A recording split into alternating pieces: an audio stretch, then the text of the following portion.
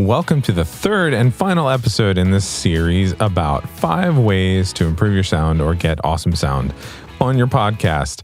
I keep changing the title each week, but I don't really care because I just want you to have awesome sound, amazing sound, high quality sound on your podcast. So in the first episode, episode 17, we talked about understanding the basics of recording, and we talked about how to improve your room. Last week, we dove into gear. We talked all about computers, software, handheld recording devices, microphones, different types of microphones.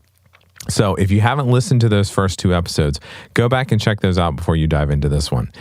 So in this episode, we're going to talk about the actual techniques you use when you're recording, and we're going to talk about mixing and mastering. Now, be forewarned, in the mixing and mastering section, I'm going to go over some things that are pretty technical. Some of the things actually took me close to 10 years to really get good at and understand fully. So don't feel bad if you don't understand all of the things in it. Some of the things like compression and EQ are pretty complicated and pretty hard to master. And frankly, if you don't understand all that stuff, or you don't want to understand all that stuff, that's why my business exists, Emerald City Productions. You can go to emeraldcitypro.com. We offer production packages and launch packages that can get you set up with all of this stuff and then take care of all of that production work for every episode that you put out. Without further ado, let's hit the last 2 ways to improve your podcast sound. Now, we need to talk about your technique. First of all, you have to warm up. And that's not just your voice, okay? That's spending 10 minutes, 15 minutes, a lunch beforehand with your guest.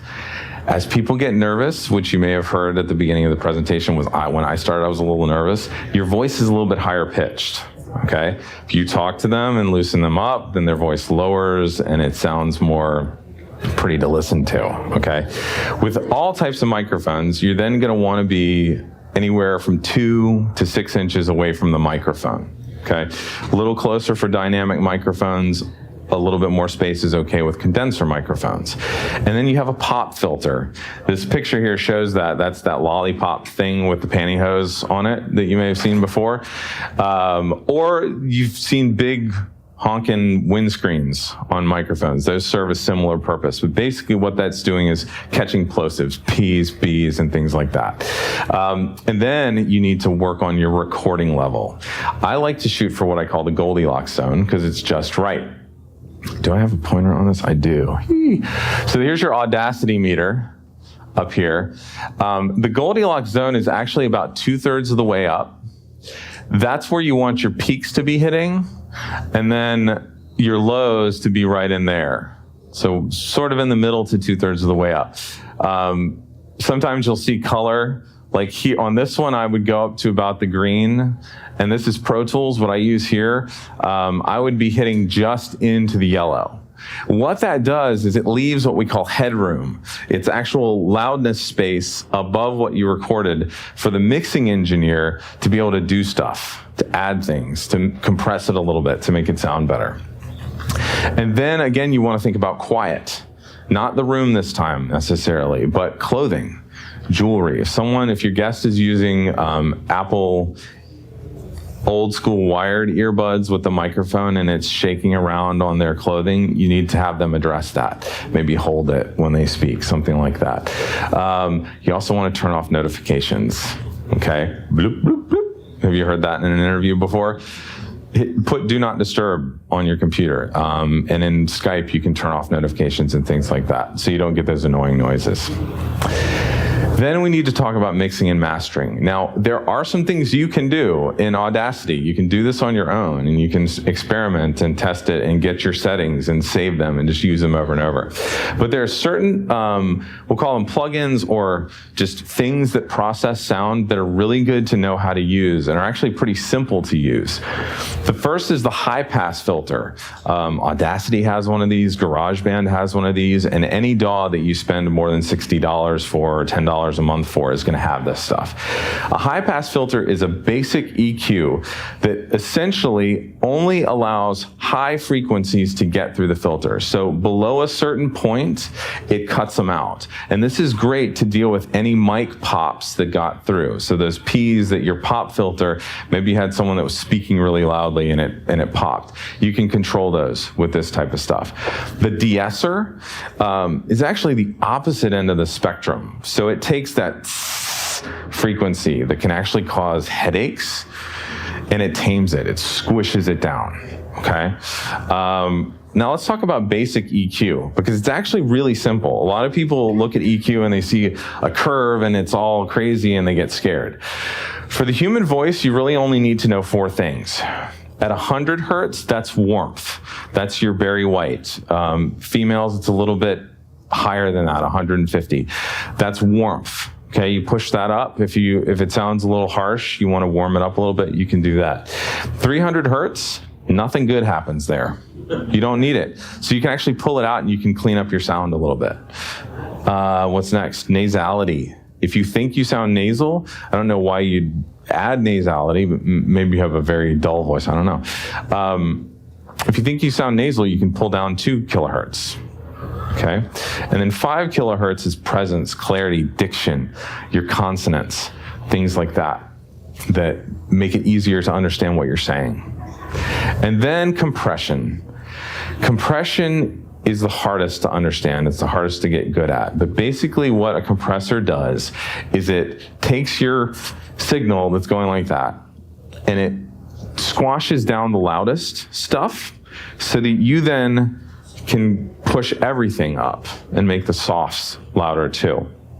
A good setting to use, and this is actually all in the video that you'll get if you want my bonuses, 2-to-1 ratio. Okay, I won't explain exactly what that means, but it's the strength at which it compresses stuff, essentially. And then you set the threshold to knock off 3 to 6 dB. Okay, basically the threshold is when the compressor turns on.